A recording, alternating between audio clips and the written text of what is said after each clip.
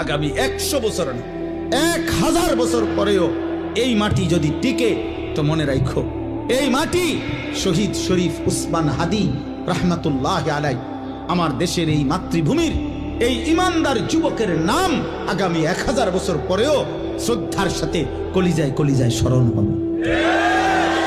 পৃথিবী তাকে মনে রাখবে। হ্যাঁ হ্যাঁ, মনে রাখো বাবা, এই যুবক ইমানদার ছিল।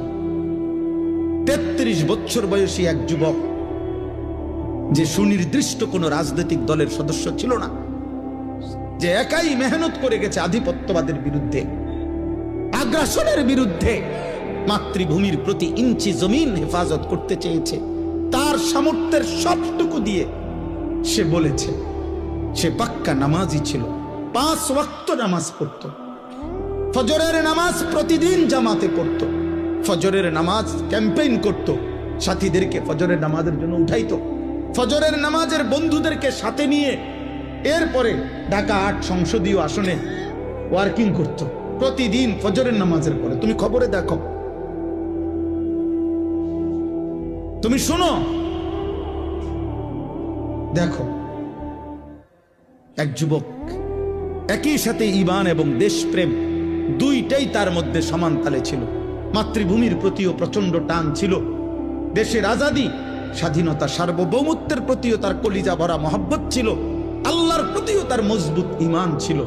আল্লাহ বলে, যুবক তুমি চেয়েছো মাত্র, সে বলছে আমি যদি 500টা ভোট পাই, 5000 ভোটও পাই, তো আমি প্রথমবার দাঁড়াইছি, আমি সার্থক মনে করব। আসমানওয়ালা রব বলেন, আমি তোকে 18 কোটি মানুষের ভালোবাসা দিয়ে দিলাম, যা, গোটা মাটির ভালোবাসা দিয়ে দিলাম। তুমি যুবক চেয়েছো 500 ভোট, আলহামদুলিল্লাহ, আলহামদুলিল্লাহ। কি আশ্চর্য যুবক বলো, এই দেশের লক্ষ আলেম, মুফতি, মুহাদ্দিস, ইমাম, খতিব, মুয়াজ্জিন, ওয়াইজ, পীর, বুজুর্গ, আউলিয়া, তালেবে ইলম, হাফেজে কোরআন, আল্লাহর দ্বীনের সবাই, আবার সাধারণ থেকে সাধারণ মানুষ, রিস্কাওয়ালা, ট্রাকওয়ালা, ঠেলাওয়ালা, কুলিওয়ালা, দিন মজুর, বুড়া মানুষ, জওয়ান মানুষ, বাচ্চা মানুষ, সব তার জন্য চোখের পানি ফেলে অঝরে কাঁদছে। এজন্য যুবক, মরলে এমন মরাই মইর, বাঁচলে এমন বাছাই বাইছ।